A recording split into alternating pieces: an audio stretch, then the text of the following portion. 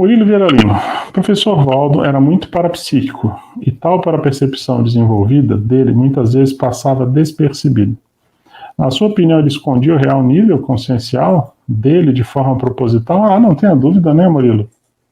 Essa tua pergunta é uma pergunta retórica, né?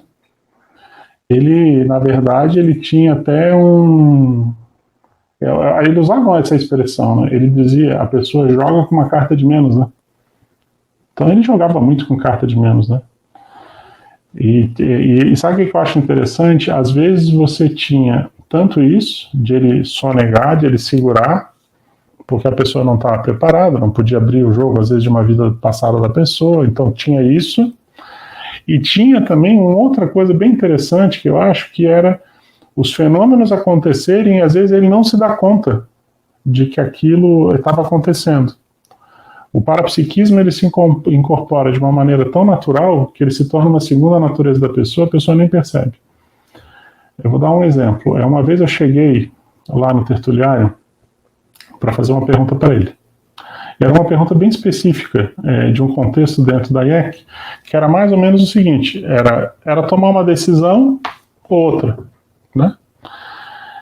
E aí, quando eu cheguei no Tertuliário, eu acabei chegando um pouco mais cedo. Era tipo umas 8h15, 8h20 da manhã, e milagrosamente não tinha ninguém. E estava só ele lá sentado e escrevendo. Mas ele estava bem compenetrado, assim, estava concentrado, escrevendo. E a gente via que já tinha umas 5 folhas assim escritas, ele estava escrevendo com aquela caneta Futura preta que ele, né, ficava escrevendo. E assim, muito respeito, eu cheguei ali, eu desci, né, as escadas, cheguei lá e fiquei parado na frente dele. Naturalmente, ele viu que eu estava ali, que eu não ia passar despercebido, mas eu não fiquei... eu já achei que eu estava fazendo muita pressão de estar próximo, fiquei aguardando. Ele ficou escrevendo, ele escreveu uma folha, aí pegou outra, escreveu outra, pegou outra folha, escreveu outra, pegou outra, escreveu outra.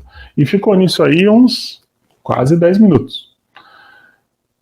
10 eu não digo, mas uns 5, tranquilamente uns 5, foi bastante tempo. Aí na hora que ele fechou, que ele botou as folhas do lado, ele virou para mim e falou, eu acho que você tem que fazer tal coisa. Só que assim, ele não se tocou que eu não tinha feito a pergunta, entendeu? Ele estava tão compenetrado, e eu acho que eu estava ali pensando tão alto, entendeu? Do que eu tinha que perguntar, e ele me deu a resposta na lata, mas ele não se tocou que eu não tinha nem feito a pergunta. Mas ele não se tocou, ele me respondeu assim, não, eu acho que você tem que, sobre esse assunto, eu acho que você tem que fazer tal coisa. Mas eu pensei, cara, eu não perguntei para ele. E aí eu resolvi fazer uma segunda pergunta para checar se de fato ele tinha entendido. E ele estava entendendo perfeitamente, ele me deu uma resposta precisa, ele sabia, ele tinha ouvido meu pensamento de alguma forma, entendeu? Então esse é um outro tipo de fenômeno interessante, né? Mas com certeza, Murilo, ele escondia o jogo, né, bastante, né? Não tenha dúvida.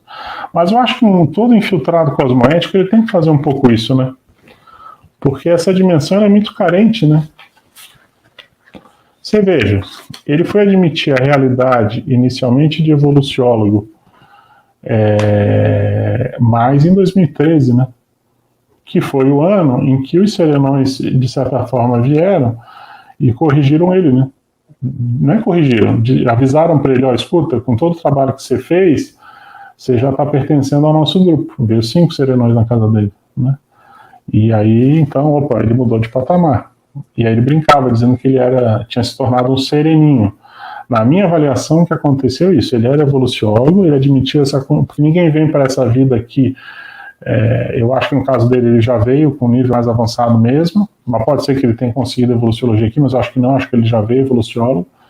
E um evoluciólogo, o que eu digo é o seguinte, para mim ele era evoluciólogo, o que ele poderia ter vindo um pouco mais de jejum e ter se formado, ficado mais veterano do que ele já era. É nesse sentido, tá? Mas assim, eu acho que durante essa vida, o trabalho que ele fez, ele conquistou o processo do serenismo.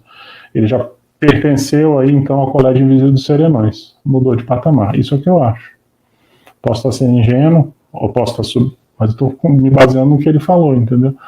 E uma coisa que me marcou muito no Círculo Mental Somático Serenês, que é quando ele fala isso, ele admite essa realidade, ele fala, gente, eu quero dizer para vocês que seria muito mais fácil para mim não falar nada disso. Porque eu sei que isso vai gerar polêmica, vai ter gente que não vai aceitar, mas eu não posso fugir a esse investimento que eu recebi, essa informação, e quando eu compartilho isso, eu compartilho para que vocês também se situem dentro da escala evolutiva e cada qual assuma o seu papel perante a alta evolução. Entendeu? É isso. Poderia falar muito sobre isso, Murilo, mas eu vou te dizer, para mim, um exemplo de vida. Mas o que eu quero chamar a atenção é o seguinte: se ele, quando mais jovem, se ele saísse falando que ele era evoluciólogo, eu acho que ele ia ter muito mais trabalho do que ele já teve. E isso ia, às vezes, desviar ele do foco um pouco, porque o pessoal é muito carente, ia ficar todo mundo perguntando para ele o que tinha que fazer ou deixar de fazer, entendeu? Porque não falando ele já tinha isso. Hoje eu tô com uma coceira na barba que tá impressionante, mas tudo bem, não sei se é energia ou o que é. Mas é isso.